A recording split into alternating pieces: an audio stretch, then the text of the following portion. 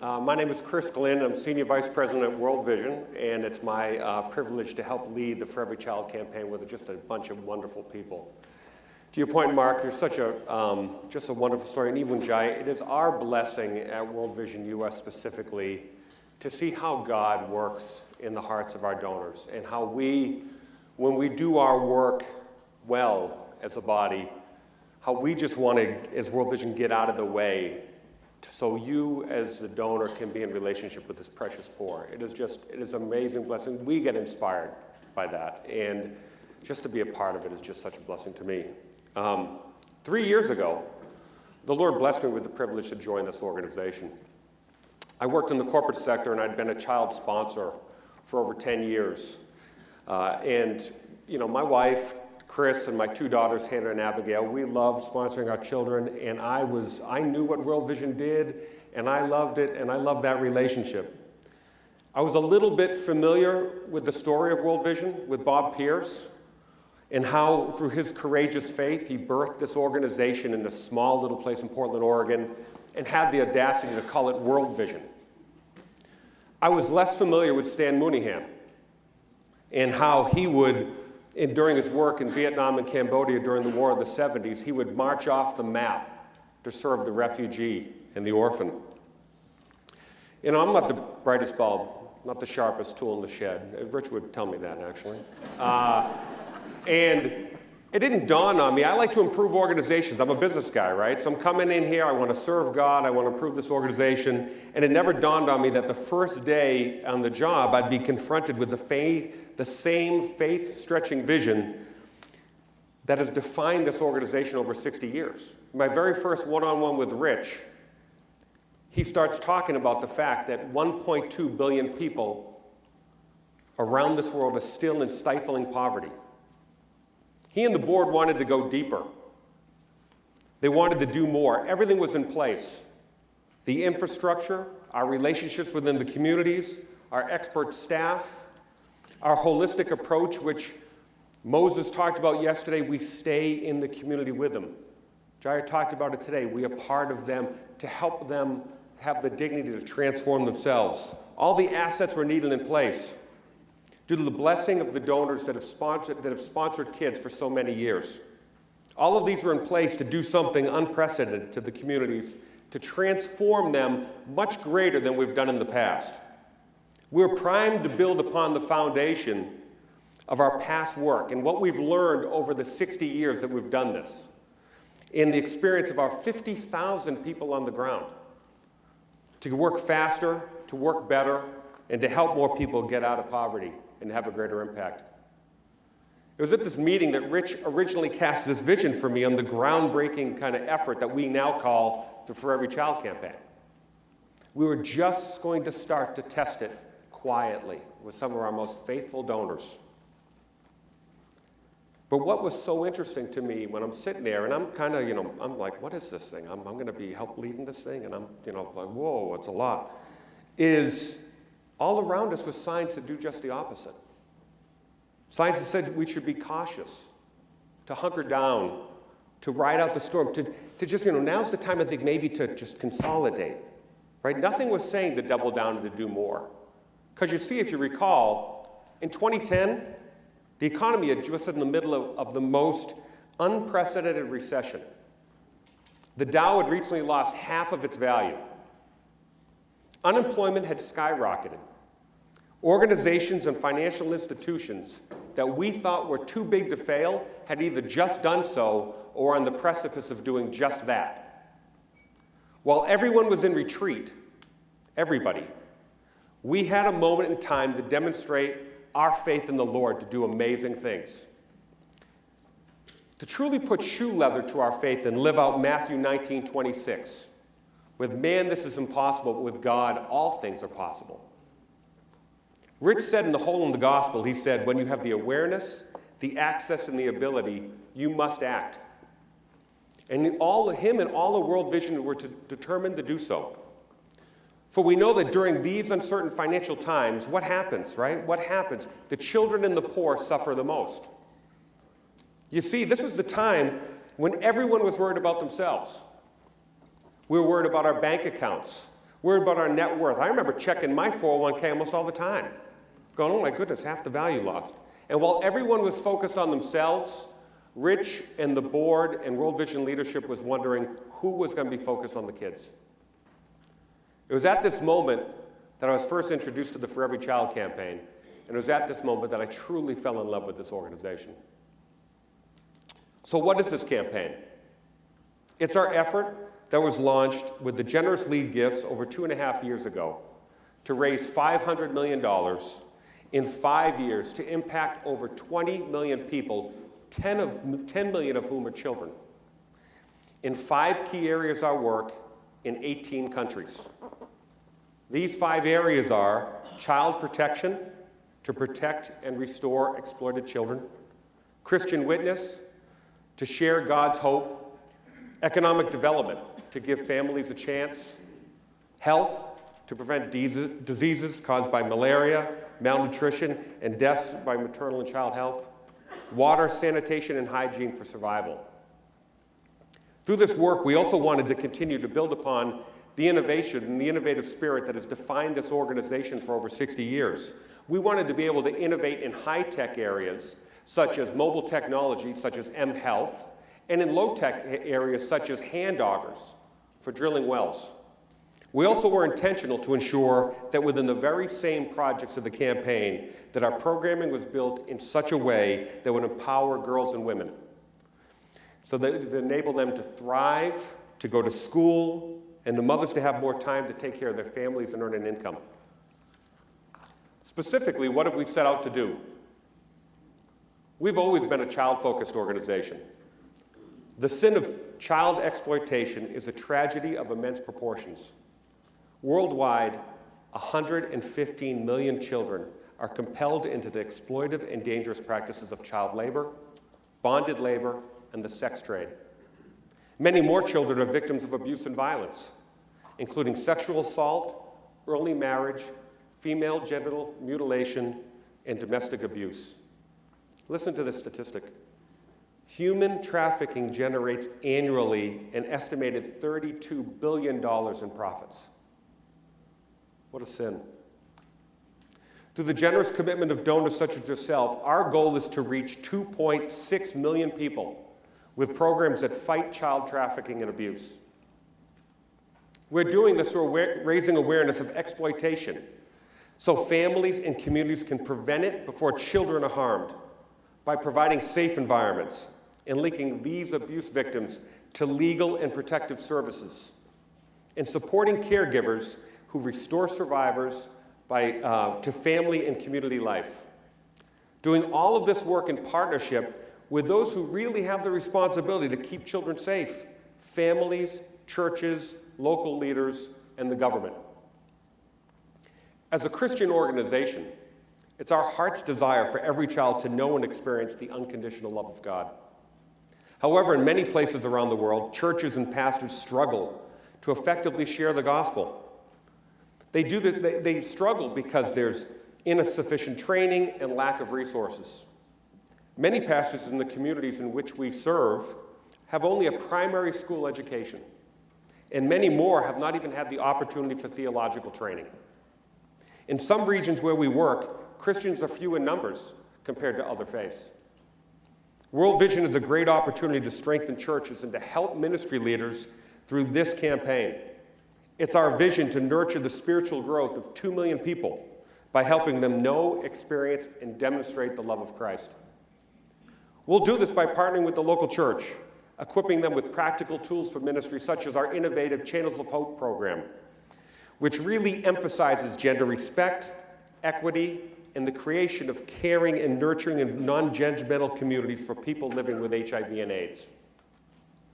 These type of programs help to deepen pastors' theological understanding of God's call to care for the most vulnerable. We're also working with the local church to engage children and youth specifically in ministry by helping them understand the important role that Christ wanted children to play in their congregation. And finally, and most importantly, encouraging and equipping local church leaders to bring the good news of Jesus Christ to their communities, as well as leading their churches in ministry to care for those in need. Sustainability is at the heart of everything World Vision does. Nothing provides the ability for families to get and stay out of poverty more directly than improving their ability to earn an income and to increase their assets. The World Bank indicates that approximately 20% of the world's population, 1.2 billion people, live on $1.25 a day. I have a latte that's 3 times that almost every day. Many more people have a strong desire to work and build a small business, but they need help and access to capital to get started. In the communities in which we work, only 22% of them have access to loans. Many of them fall prey to pawn shops and loan sharks that charge them 1,000% interest. And you wonder why they can't get out of poverty. Through this campaign, it's our desire to improve the financial futures of 1.8 million people through small business loans, savings groups, and access to markets. We're doing this through a comprehensive approach that works with the community to help assess and look at their economic engine, whether that's going to be to provide easier and safer access to capital.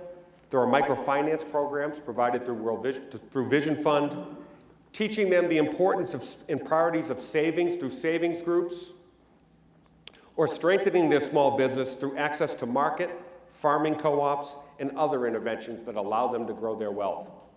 I just recently got back from a trip to Tanzania, where I had the privilege to see firsthand how our strategic approach to economic development resulted in almost $10 million being interjected in the community over the last year. A model that we're continuing to build upon through the efforts of this campaign. Another fundamental right for children is to be able to live a full and healthy life.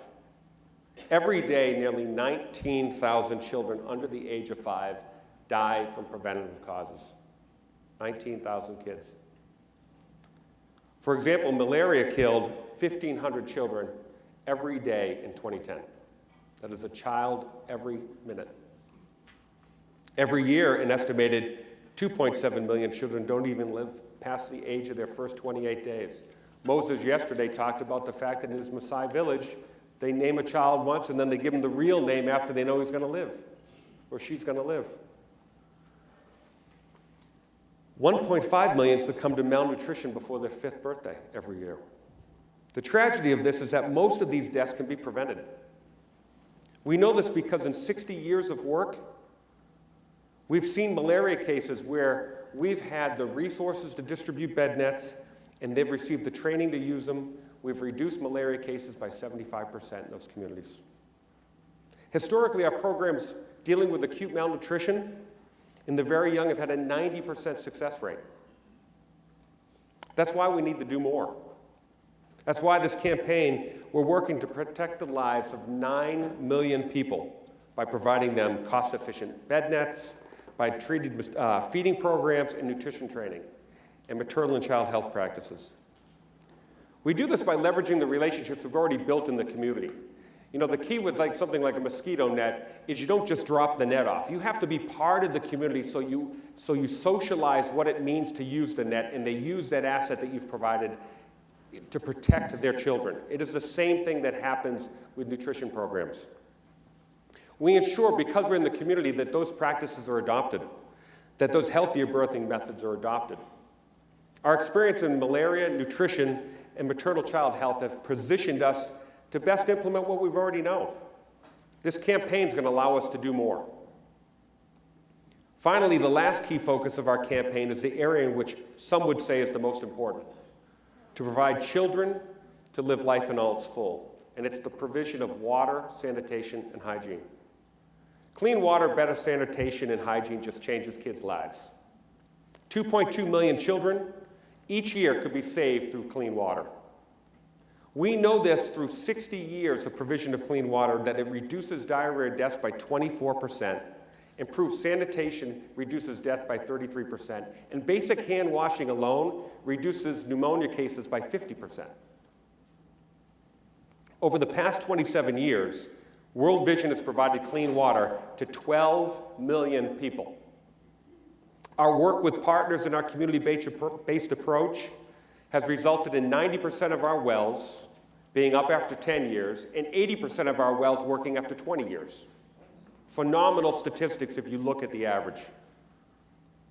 What this demonstrates is community ownership for the wells that we build, long after we've left. We train water system management with community water groups, WASH groups, and WASH committees that also promote better hygiene and sanitation, and that this works.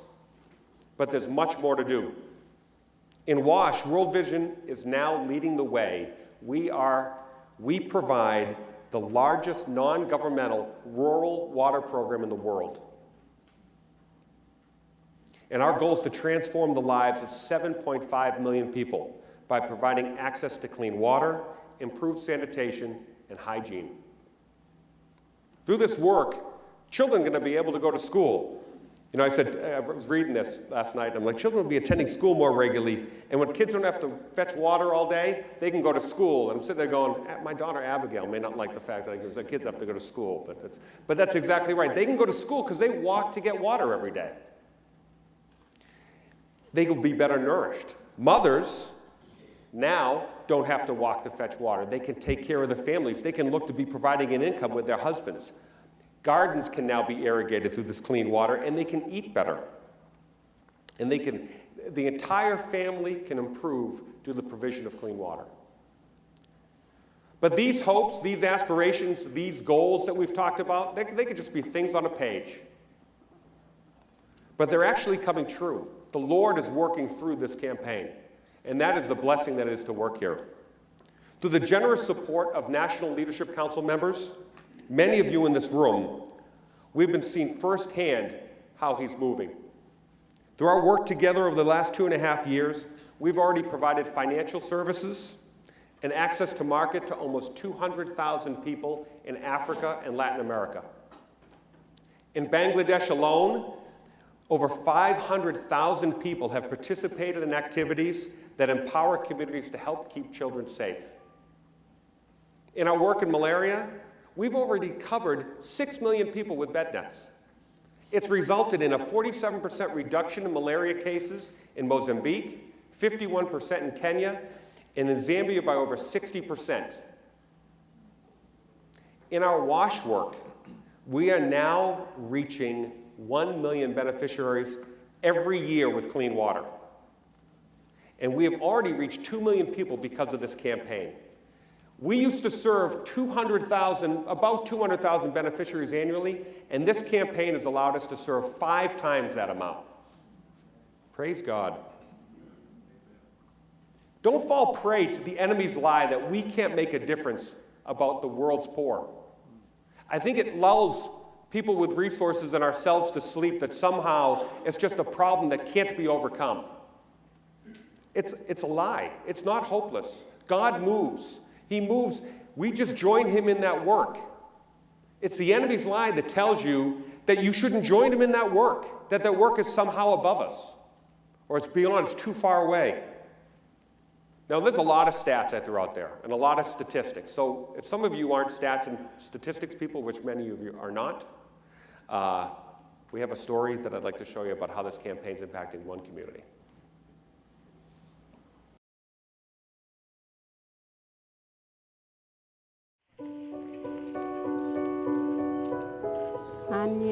My name is Margaret Akelo. I am a farmer, and I have lived in Abera for over 20 years. I live here with 5 of my family members, including my son Jolly and daughter Sharon. What I really love here in Abera are the programs that World Vision has started to educate our children and our community.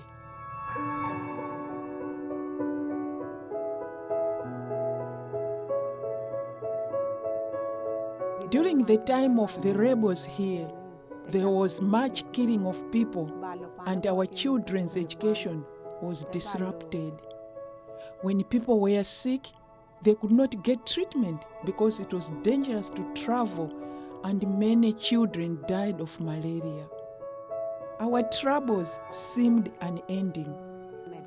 But World Vision came, and now there's a change in Abera.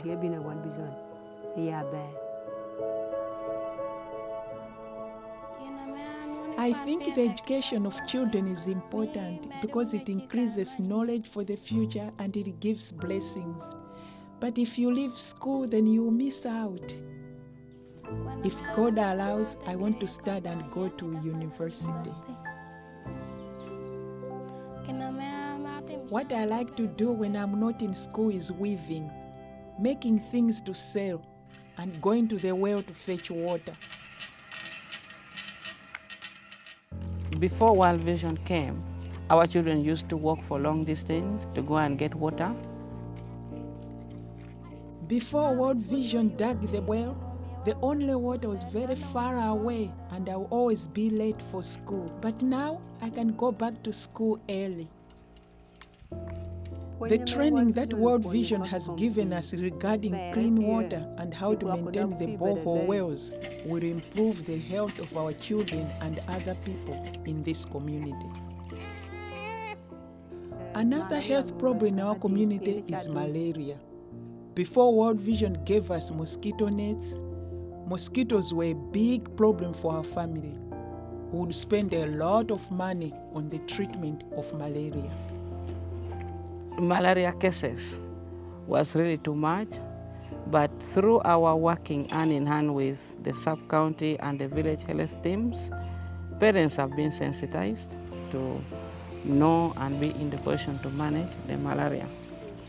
Our children's rate of dying because of malaria is reducing because of our intervention in water and sanitation and now mosquito nets.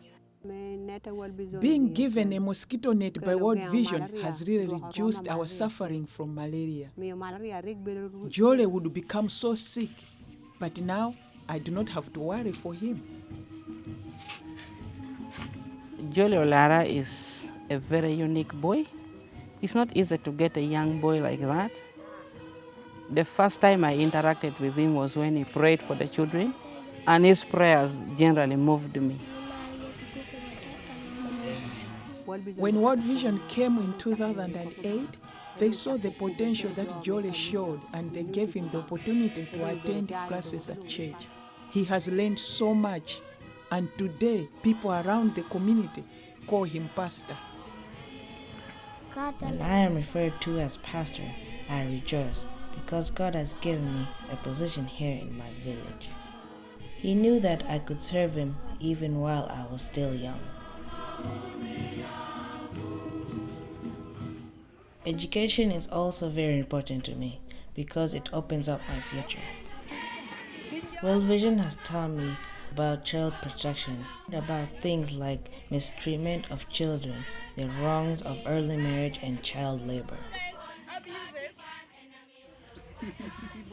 After World Vision taught the community, reports of fights are not there. Reports of beaten children are not there, and that has brought a change on both children and parents. Children now respect their parents. One of the biggest changes that I have encountered is after I was able to receive a loan. The reason I decided to take a loan was to expand my farming plots and activities so that I would have produce to sell at market. I now am able to pay my children's school fees, buy small items for the home, and most important, provide a better diet for my family. It has truly brought us change here. We witness improvement in the lives of children and the parents in the communities. My strength comes from the farming that I do. Once I cultivate, harvest, and sell, I am able to buy things for my family. But World Vision provides the other things in our lives that are important, the ones you cannot buy. World Vision steps in where we are unable. I would like to give thanks to God for doing such honorable things for my life. I don't have a desire to live anywhere else. This is my home and my community. I will live here forever.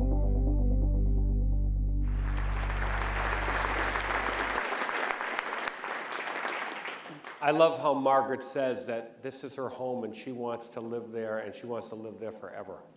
You know, sometimes I think in our culture, in our Western culture that, you know, we think, geez, you know, if somehow things, lives have changed or their world's different. They love where they live. And it's just such a blessing to be able to come alongside on behalf of Christ to serve them and to see them, just the joy of that happens to exist there. But you see, we can do this. Whether it's statistics or whether it's a story, we can do this. We're not finished, though. There's a lot to do. We've touched the lives of 10 million people, but we have 10 million more that we've set out to touch. People who live in communities just like a bear. People like Margaret and Jolly, and people like Moses' lives, the power of one. You see, this vision and this call that I was hit with the very first day that I came here, the one that came from Rich and the board, the one that was birthed out of the very fabric of this organization and has defined us for 60 years, this vision has gotten a hold of me. It's gotten a hold of a ton of my staff, and it's gotten a hold of so many of the most beloved partners and NLC members that are in this room today, and if you're not careful, it may just get a hold of you. You see, God does his work through people. That's how this whole thing works. If we don't care for his people that he loves so much and demonstrate his love to them, then who will? I believe now is the time, and we are his people, and this is his call. If it's not us, then who? And if it's not now, then when? Thank you.